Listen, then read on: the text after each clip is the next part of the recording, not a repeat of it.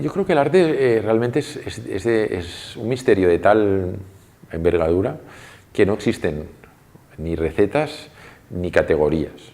Entonces, puede salir el arte de una manera con un gesto. Es que el arte está en tantas cosas y puede llegar de tantas maneras, en el gesto de una bailaora, en un taconeo, en un verso dicho, en un chiste dicho con gracia. Al final, el arte es la manifestación de la belleza y de la gracia. Entonces, ¿cómo llega? Pues llega por muchos caminos y todos ellos difíciles, muy insondables, ¿no? Entonces, en realidad, pues hay el ejemplo en la música que es muy claro, que es de Mozart y de Beethoven, ¿no? Mozart, la gracia le viene casi de manera sin esfuerzo, instintiva, y Beethoven es un trabajo, una cosa tortuosa, una revisión, una vuelta sobre lo mismo, una reescritura sobre lo reescrito, y al final los dos procesos son igualmente válidos, ¿no? Entonces no existe un solo camino, cada uno tiene que encontrar el suyo propio, ¿no? el que es acorde también con su personalidad. Hacer una película es gestionar el tiempo y el dinero para esa fabricación, ¿no? Entonces es cierto que, bueno, pues yo llegué primero al mundo o al conocimiento de lo económico y luego al del cine, pero como están las dos ligados, pues en mi concepción soy muy... O sea, yo cuando pienso una película pienso en la derivada económica, porque es que si no, o sea, una película solo es posible si es posible económicamente, y también solo tiene sentido si es valiosa artísticamente. Entonces esa dualidad entre el valor artístico y las ramificaciones económicas, para mí es que están en el centro de las reflexiones, es intrínseco a hacer cine para mí, ¿no? El aura, ¿no? El aura que dice Benjamin, pero hay que definir dónde está el aura, ¿no? El aura del arte está, yo creo que por un lado está en algo que tiene que ver con la originalidad, con la dificultad de, pues hay alguien que de repente encuentra una solución nueva a un problema expresivo artístico que no lo habían encontrado antes. Eso da aura a la obra, ¿no? Y luego hay otra cosa que tiene que ver con la calidad en la ejecución, ¿no? Antes, pues en el libro yo menciono la diferencia entre un artista y un artesano, pero en última instancia un gran artista tiene que también ser un artesano, porque sin ser un artesano no existe la obra, ¿no? Entonces al final me parece que lo importante no es la autenticidad, porque tú puedes hacer una cosa muy auténtica, pero es ya vista y de poca calidad. Es tremendamente auténtica porque es algo que te has expresado tú en tu absoluta libertad, sin intervención de nadie, y es una cosa que para ti es importantísima e innegociable. Bueno, pues el problema es que eso no tiene mucho valor para nadie, porque una obra de arte, que sea, eso también lo dice Conrad, ¿no? Dice, una novela la escribe el 50% del trabajo lo hace el escritor y el 50% lo hace el lector. Entonces, si tú has hecho una cosa muy auténtica, pero que no es interpretable o no tiene valor interpretativo, pues da igual. En cambio, puedes hacer una cosa que te han dicho, oye, haz una película de guerra porque no sé qué, porque tienes que poner este actor y este otro y tal y cual, y además tiene que rodar en estos términos, que es como hizo, por ejemplo, Kubrick, ¿cómo se llama la película de la guerra? Esta de blanco y negro, de Senderos de Gloria, ¿no? Hace Senderos de Gloria y es un encargo. Pero lo que pasa es que trasciende, pues porque consigue trascender dentro de ese encargo, de manera que la película tú la recibes y te la puedes apropiar, ¿no? Porque tiene tiene esa aura y tiene esa calidad, ¿no? Hay un deportista que hace algo que no hacen los demás, por ejemplo Michael Jordan, ¿no? Todo el mundo juega al baloncesto y de repente Michael Jordan no es que sea el mejor jugador de baloncesto, sino que es que vuela. De repente vuela, el hombre vuela. O Messi, o mejor me he dicho Maradona, para mí es otro jugador de fútbol que en un mundo en el que se juega el fútbol pues en base a unas estrategias de ocupación del espacio, de que, como por decirlo de alguna manera, se juega un fútbol adulto y hay uno que dice, no, no, yo juego como en el patio del colegio, es decir, que cojo la pelota y a ver quién es el listo que me la quita, pero en un campo con 100.000 espectadores, ¿no? Entonces, hay esas rupturas que sí, son genios que ven y que hacen algo que no hacen los demás y que no se ha hecho. Y eso, pues, es lo que tiene valor, ¿no? Un día, Víctor Erice, en una charla que hicimos juntos, dijo una cosa que realmente yo la vivía igual, ¿no? Que él dijo que la condición del cineasta es una condición existencial. Entonces, eso quiere decir que al final el cineasta es cineasta siempre, en todo lugar, y todo está filtrado por ese hacer cine, ¿no?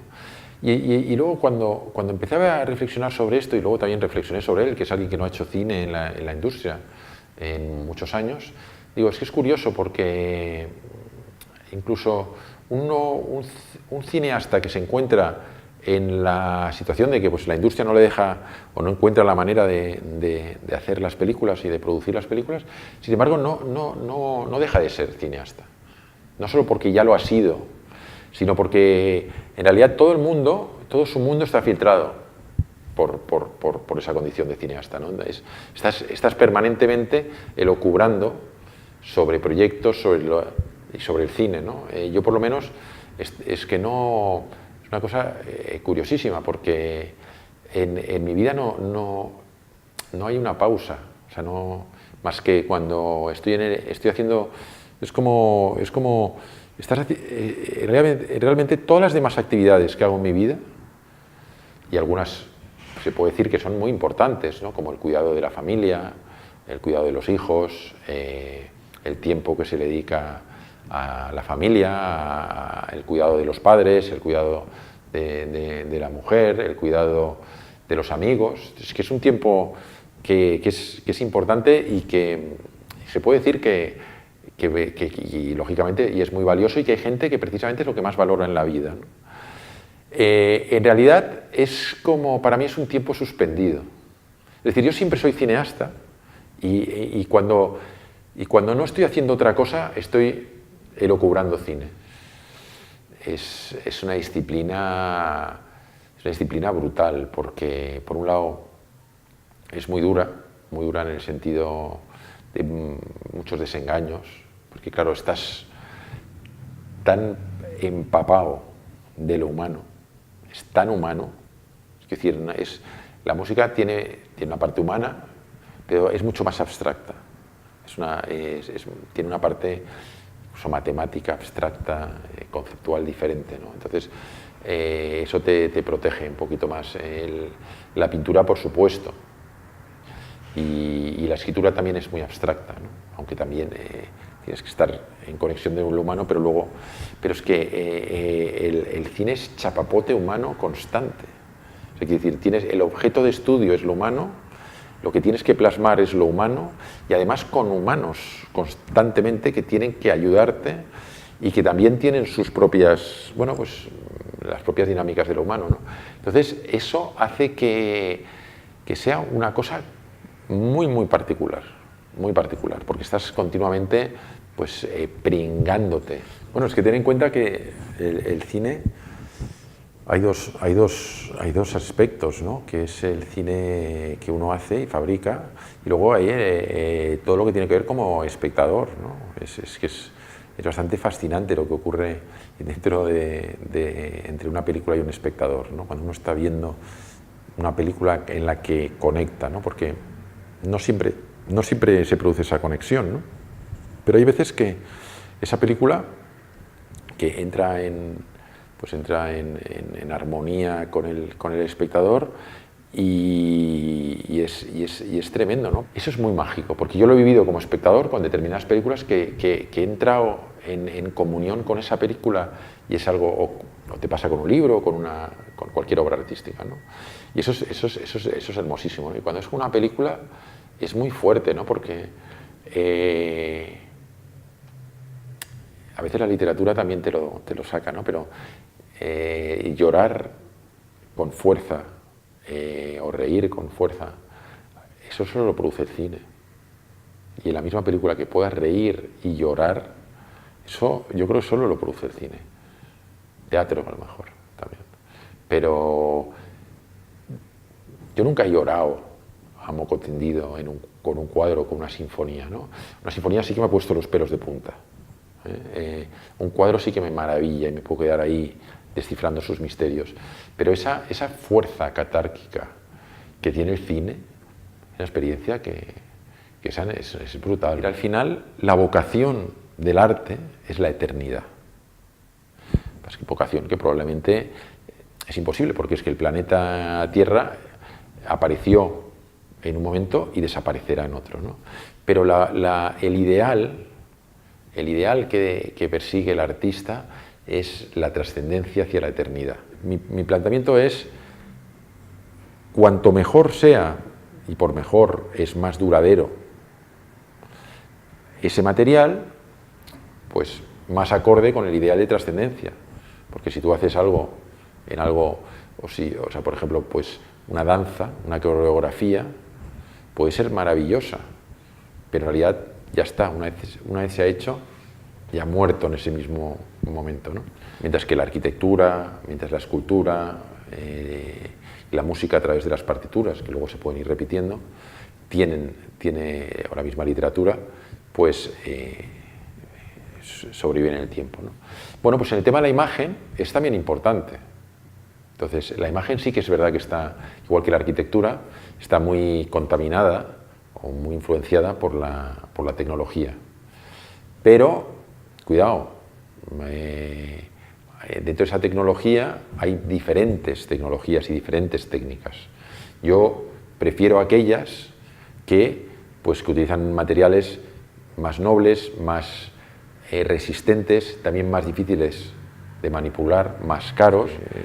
Pues Miguel Ángel pasaba un buen rato antes de decir, oye, antes de empezar a hacer una escultura, más vale que la roca elegida sea la buena, porque es que después de haber estado no sé cuántas horas y haberme dejado la vida haciendo la Pietà, como sea una roca mala que luego se fisure, pues menuda gracia, ¿no? Aquí pasa un poco lo mismo. Entonces dices, la elección del material te va a condicionar, y si quieres hacer la Pietà y en mármol y esto, pues bueno, sabes que tendrás que elegir la roca y luego tendrás que curarte y tal. Si quieres hacer una imagen con tu iPhone, no hay ningún problema, pero es difícil que esa imagen hecha con el iPhone luego esté en el Vaticano como está la Pietà de Miguel Ángel, ¿no? Entonces al final es elegir, ¿no? Es elegir qué quieres hacer, ¿no? con tu tiempo y con tu vida, ¿no? Es decir, quieres hacer algo que tiene esa vocación de eternidad, o te conformas con decir, bueno, pues hago una cosa más para pasar el tiempo, para ocupar el tiempo o para generar una cierta economía dentro de mi vida, ¿no? Entonces, esa elección pues es importante, ¿no? Es importante. Y a mí, yo si fuera arquitecto sé que haría lo mismo, ¿no? O sea, no estaría usando los materiales, no usaría seguramente ni el hormigón ni el acero, estaría más inclinado a usar la piedra y usar la madera. Entonces dices, no, es que es más caro. Bueno, no pasa nada, tardas más tiempo, o haces la casa menos grande, o la haces con más cuidado, pero ¿no se puede hacer algo en piedra? Sí que se puede, claro que se puede. Desde luego. Aquí hay dos vertientes, ¿no? Uno es la fabricación de una película y la otra es el visionado de una película, ¿no? Entonces, es verdad que la tecnología ha cambiado en ambas cosas, ¿no? Podemos hacer una película con una camarita, o podemos hacer una película con una cámara de 35, con todos sus engranajes, ¿no? También podemos ver una película proyectada en un cine, con las butacas, con la gente alrededor y tal, o la podemos ver en una tablet o en un móvil en el espacio doméstico, ¿no? Entonces, esas posibilidades, bueno, pues son parte de la oferta del mundo, ¿no? Igual que pues en la Edad Media, para leer Aristóteles, pues más bien tenías que estar en un convento que hubiera una copia manuscrita de uno de los tratados de Aristóteles porque algún monje en su día la transcribiera, y a lo mejor habían, pues de la poética de Aristóteles, habían 100 ejemplares en el mundo, y hoy en día pues te vas a una librería, prácticamente de cualquier sitio te vas a encontrar cualquier libro, si no además te lo puedes pedir por estas plataformas tipo, no voy a hacer propaganda, sino que te la envían a tu casa, y también la puedes ver incluso en un soporte en el que ves el libro en una pantalla, ¿no? Y lo lees. Bueno, entonces eso es parte de la evolución de la sociedad, igual que pues abres tu grifo y te sale agua caliente, cuando en otras épocas es que no existía un grifo, no existía una casa. Bueno, entonces eso a priori yo no le veo ningún problema con eso, ¿no? O sea, creo que el desarrollo de la sociedad hacia el confort es bueno. O sea, yo creo que es bueno que yo pueda irme a una librería y comprarme un libro de Aristóteles. Por ejemplo, sí que me parece especial y maravillosa y única la experiencia de ver una película en una pantalla grande, en una sala de cine, ¿no? Entonces, eso es la experiencia que como espectador de cine me gusta. Lo que pasa es que, claro, tiene que ser cine. Cuidado, no voy a ver ni un partido de fútbol a una pantalla de esas, ni tampoco voy a ver una serie de televisión. Es decir, vas a ver cine, ¿no? No una película, sino cine. Tiene que ser cine. Lo cual, pues se puede intentar descifrar lo que quiere decir eso, ¿no? Y en la fabricación, pues pasa un poco 3/4 de lo mismo. Es decir, a mí me parece que está muy bien pues que existan cámaras domésticas, que existan diferentes maneras de generar imágenes. Es curioso que un teléfono hoy es al mismo tiempo un teléfono y una cámara, ¿no? Bueno, está bien poder hacer ese tipo de imágenes. A mí no me gusta hacerlas, yo no hago imágenes porque tampoco me gusta ver películas en la tablet, ¿no? Es lo que te digo. Entonces, al final, de la misma manera que me gusta ver cine, me gusta hacer cine. Es decir, porque es que el espectador y el creador es que están en el mismo lugar. O sea, es decir, como espectador te gusta ver cine, como cineasta te gusta hacer cine. Entonces, hacer cine, para mí, es hacer toda una praxis artística que me va a llevar a proyectar esa película en esa pantalla. Entonces, tengo que, y para que una película pues te aguante en una pantalla de unas dimensiones, pues tiene que tener una serie de cosas, ¿no? Entonces, todo mi trabajo se enfoca hacia eso, ¿no? Hacia crear ese tipo de imagen. Es una imagen densa que produce luego una relación con el espectador, ¿no? Luego, pues yo hago una película para ese tipo de pantalla, para ese tipo de experiencia, la mezclo en una sala, esas características, las hago en Lago en 35, estoy en un laboratorio, la etalono en un laboratorio que me la van proyectando ahí. Cuando ya la película está acabada y la hemos proyectado y existen esas pantallas, luego se hacen derivados. Puede estar además, la puedes ver en streaming, la puedes ver en la tele, la puedes ver en una tablet, la puedes ver en un DVD. O sea, luego esos derivados pues están bien, no le veo ningún problema a eso, ¿no? O sea, hay gente que ha visto mis películas pues en la tele, hay gente que la ha visto en una tablet, hay gente que la ha visto en el cine, bueno, cada uno elige como... Yo también he visto películas de Tarkovsky en pantalla y otras que no las he visto más que en formato doméstico, ¿no? No está mal, pero para mí crear una película es también crear cine. Entonces, ahí ya, si quieres, entramos, pero eso es otra... O sea, ¿qué es el cine y qué no es cine, ¿no? Bueno, hay algunas películas que son cine. Para mí tiene que ver con esa densidad. Son cine porque son densas. Son densas, quiere decir que las imágenes están construidas pues a martillazos. Quiere decir que no es una cosa que se ha hecho rápida, ¿no? Es algo que, tanto lo que hay detrás, porque se ha generado una puesta en escena, es decir, lo que se ha creado para que se filme es denso, es difícil, requiere muchas técnicas y que desprenden pues unas emociones, ¿no? Unas emociones fuertes, unas emociones... y entonces cuando eso ocurre, eso es cine. Entonces dices, ostras, esto Y entonces se produce esa posibilidad de comunión que solo es posible desde una, y esto es muy importante, de una atención absoluta. Claro, el espectador solo se puede ver cine desde el sometimiento al tiempo y a la cautividad de la experiencia cinematográfica, ¿no? Entonces, en un avión, mientras estás viendo una película con el esto y tomar apuntes y hablando con un amigo, eso no puedes tener esa experiencia porque la atención no está en otro, está dispersa, ¿no? Entonces puedes ver, pues ahí no estás viendo cine, pero tampoco necesitas entonces ver cine, porque el cine, cuando es cine, te engancha y te cautiva, ¿no? Y entonces, porque se tiene que interpretar, no es. Y eso es lo que sería cine, ¿no? Tiene que ver con esa experiencia. En el fútbol se produce no sé, en el fútbol hay algo.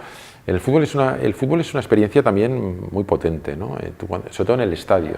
Bueno, hay las dos vertientes. Hay el cinéfilo futbolero, y que hay mucho cinéfilo muy futbolero, y luego hay el cinéfilo antifutbolero, que también los hay. Entonces, es verdad que es como 50 por 50, ¿no? Pero, por ejemplo, hay una cosa que es bien curiosa en el fútbol, ¿no? Que yo hace poco lo descubrí en un libro. Dice, en realidad, los espectadores tienen un nivel de conciencia sobre el juego muy superior a los jugadores que están jugando. Entonces, los jugadores están jugando y tú podrías decir, si es que no hace falta, ya podríais parar, si es que ya está todo el pescado vendido. Y sin embargo ahí siguen jugando. Y por ejemplo, es una cosa muy curiosa porque el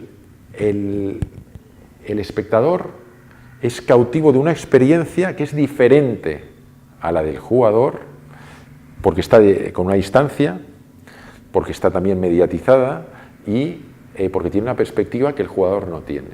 Y eso que dicen muchas veces, no, es que los aficionados de fútbol son unos idiotas, unos cretinos, ¿qué tal? Pero ¿qué me estás diciendo? O sea, el aficionado de fútbol tiene un nivel de conciencia de lo que está pasando brutal y de conocimiento de tácticas, de jugadores, de la economía de un club y tal, ¿no? Entonces, ese tipo de experiencia es muy particular, ¿no? Entonces tú, digamos que hay un momento dado en el que cuando uno va a ver un fútbol, un partido, aparca su vida y sus problemas. O sea, es decir, oye, tú a lo mejor estás pendiente de que, yo qué sé, de que te cojan para una entrevista de trabajo, de lo que sea, y tu mujer tiene un problema en el despacho, o hay una hija que tiene un examen, y además una gotera en la casa, y además un padre enfermo. O sea, toda esa realidad que te está, bueno, pues que te solicita a lo largo de casi todos los instantes de tu vida. Cuando te metes en un partido de fútbol, desaparece. Todo eso desaparece completamente, ¿no? Entonces, te metes en una experiencia que ocurre lo mismo con una película. Pero solo ocurre en una película en una sala de cine oscura, con más gente, que también se someten a esa misma experiencia. Y también es una experiencia colectiva, al mismo tiempo individual, ¿no? Y se produce dentro de la película, ¿no? Entonces, hay un momento en el que tú te metes dentro de la película y la película te chupa tu atención y entonces vives una experiencia. Esa experiencia es una experiencia que tiene una enorme intensidad durante la duración del metraje de la película, se prolonga, igual que también el fútbol, se prolonga con menos intensidad un tiempo después, o incluso luego se puede recuperar en forma de discurso entre amigos, aficionados y tal y cual, ¿no? Y luego vuelves a entrar en la realidad, en la gotera, en la mujer que la han despedido, en la hija que tiene el examen, ¿no? Pero eso es una cosa que tiene que ver con el someterse a esa experiencia, ¿no? Cuando yo veo cómo hoy bien la gente las imágenes, es que no tiene nada que ver con eso. O sea, cuando alguien está en un avión viendo algo que no sé lo que es que no está dentro de esa comunión, ¿no? Y bueno, pues es otra cosa. Entonces eso no puede ser cine. Independientemente de que de que a veces sí que se proyecta una película que puede ser una película de Tarkovsky. Yo hablando con un amigo, que es el director de la escuela de la ECAM de Madrid, me decía, no, es que hay un alumno que ha visto todo Tarkovsky en el móvil. Y digo, bueno, a ver, primero me cuesta creerlo, pero por lo que dices tú, voy a hacer que me lo creo, pero aún así tendría que conocerlo y decir, oye, ¿de verdad que tú has visto, no sé, el sacrificio en un móvil? A ver, explícamelo. Dice, no, es que la gente joven hace eso, ¿no? Y, no lo sé, a veces hay mucho mito urbano, a mí me suena un poco a mito urbano. Puede ser, no lo sé, ¿no? Pero ¿es posible en un móvil generar ese nivel de atención? Yo no lo consigo. O sea, en la fabricación de una película hay muchísimas decisiones que tomar, muchos ámbitos, y se necesitan habilidades y conocimientos muy diferentes, ¿no? Hay gente que se ha especializado, o sea, digamos que la propia industria ha generado una especialización para lograr obras de más calidad, ¿no? De una manera que no se ha producido en la pintura que alguien hiciera, por ejemplo, los dibujos, otra persona decidiera los colores, otra persona decidiera cuál es el tema o cuáles son los motivos, y otra persona acometiera el relleno, y sería un trabajo colectivo. En el mundo de la pintura es una sola persona que decide qué se va a pintar, lo dibuja, elige las paletas y todo de colores y lo hace, ¿no? Bien. El cine no es así, ¿no? Entonces en el cine pues hay toda una serie de oficios, ¿no? Entonces yo personalmente disfruto mucho del trabajo con los oficios, ¿no? Entonces me gusta mucho que el director de arte decida qué vasos tienen que hacer, con qué vasos tienen que comer los personajes que están en una mesa. O a veces pues si hay que cambiar un color de algo, ¿no? Entonces toda esa intervención me parece que es muy bonita, ¿no? Es especialmente enriquecedora, ¿no? Y no me genera ningún conflicto en el delegar esas decisiones, y yo estoy supervisando, ¿no? Eso mismo ocurre pues incluso con el plano, ¿no? Hay veces que puedo tener la planificación clara, que creo que hay que hacer este plano, luego este, luego este, luego este, luego este, o solo este, o este movimiento que empieza aquí y acaba allá, o hay veces que puede venir de una sugerencia, y luego el encuadre definitivo me parece que lo puedo delegar, ¿no? También, porque al final son tantas las tareas que ha de hacer el director mientras está haciendo la película, que tienen que ver con tantas decisiones, es una carga decisional tan extrema y tan extenuante, que es mucho mejor delegarla, ¿no? Y es mejor delegarla en gente cuyo criterio confías, que tú has seleccionado, que te entiendes y que vas a establecer una buena colaboración, ¿no? Entonces, yo, por ejemplo, generalmente concibo el trabajo de puesta en cuadro, es decir, cómo vamos a fotografiar la película, desde un punto de vista conceptual. Digo, esto lo vamos a hacer, o sea, la matriz para esta película va a ser esta, vamos a rodar o en blanco y negro, o con solo un 50, o todo va a ser con teleobjetivo, o todo va a ser en formato 1:33, o sea, las decisiones maestras, conceptuales, detrás de la manera como va a ser fotografiada la película, y también los materiales que vamos a emplear, que van desde todo lo que tiene que ver todo el equipo de cámara, de sonido y de iluminación, ¿no? Entonces digo, bueno, quiero que esta película la hagamos con este tipo de cámara, con estos aparejos que pueden ser Steadicams, dollies, trípode, cámara en mano. A veces, pues en la última Petra es todo con Steadicam, no hay solo un plano ni con trípode ni con otro. Hay otras películas que las he hecho todas con trípode y no ha habido ni Steadicam ni movimientos. Cada película pues tiene sus... Y esa decisión sí que es una decisión muy pensada, muy decidida por mí, igual que también el tipo de iluminación que voy a plantear y también el tipo de sonido, ¿no? Entonces, y los aparatos que vamos a utilizar. Luego hay cosas muy específicas, pues no voy a elegir el foco en cuestión ni tampoco el chasis de la cámara, pero sí que es como globalmente qué tipo de cámara, qué tipo de objetivos, qué tipo de aparejos, ¿no? Y luego, pues, en cambio, en el encuadre no soy muy de estar ahí encima del encuadre, ¿no? El director de fotografía le delego tanto la manera de encuadrar en el principio del plano como al final, y él opera. Yo además no me sitúo en el eje de cámara, no estoy viendo lo que está viendo él, sino me sitúo aposta alejado del eje de cámara para que los actores me sientan, para poder estar yo pendiente de los actores y para que el director de fotografía también asuma la responsabilidad de la ejecución del plano, ¿no? Entonces el plano yo no lo veo hasta 2 días después, y no lo veo tampoco en monitor, no reviso monitores, no me gusta grabar, y entonces delegar, digamos que es algo que no me produce ningún tipo de angustia ni de problema, sino todo lo contrario. Y luego en el montaje me pasa 3/4 de lo mismo, ¿no? Creo que tanto en el montaje de imagen como de sonido delego mucho. Creo que es mucho mejor que un buen montador elija las tomas. Yo, por ejemplo, no he elegido nunca una toma de ninguna de mis películas, y he hecho, pues a lo mejor, yo qué sé, de tal plano 10 tomas. Tampoco marco cuál es la toma buena en rodaje, sino que dejo al criterio porque a lo mejor a mí me ha gustado mucho una toma o una escena y para el montador no tiene valor porque lo ve como un espectador, ¿no? Entonces, yo creo que hay que tener consciencia de que, yo por lo menos creo que hay 2 conceptos que son fundamentales. Uno, la película es algo que se hace para un espectador, no es para uno mismo. Y segundo, la calidad se mejora con el trabajo colectivo que con el de uno mismo. Entonces, eso me hace que cuando lo estoy haciendo y en el rodaje me apoyo en aquellas personas que me la pueden aumentar la calidad, y luego en el montaje procuro que sean las personas que pueden defender al espectador, que son el montador y el productor. Creo que lo digo en el libro, ¿no? Que digo, el montador tiene un aliado y un enemigo, ¿no? El aliado es el productor y el enemigo es el director, porque el director está enamorado de la dificultad del rodaje. Cuando ha hecho algo que ha sido muy difícil y lo ha conseguido, se queda en ese recuerdo.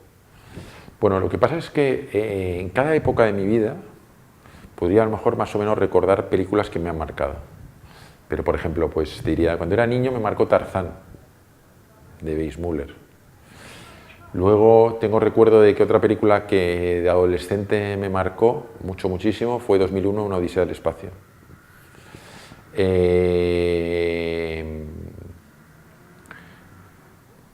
Me marcó como cineasta en mis etapas de formación mucho. Hubo 3 cineastas que me marcaron, que son Ozu, Bresson y Tarkovsky. Y la última película que vi con ese nivel de intensidad fue Elephant de Gus Van Sant. No he sido una rata de biblioteca, tampoco nos engañemos, y tengo muchísimas lagunas, ¿no? En particular, no soy un gran lector de ficción, he sido más lector de ensayo, ¿no? Y la filosofía, he sido muy autodidacta en el ensayo. Sin embargo, dentro de la ficción me marcó mucho El idiota de Dostoyevsky y El extranjero de Camus, me marcaron mucho como ficción. Y luego del mundo un poco de los ensayos, Temor y temblor de Kierkegaard, me parece un libro muy sorprendente. También me han marcado obras de teatro, ¿no? Hamlet es una obra de teatro que dices, caray, esto también me ha marcado, ¿no? Hay unas canciones que me vienen a la cabeza y que comparten cosas parecidas, ¿no? Una sería Stairway to Heaven, de Led Zeppelin.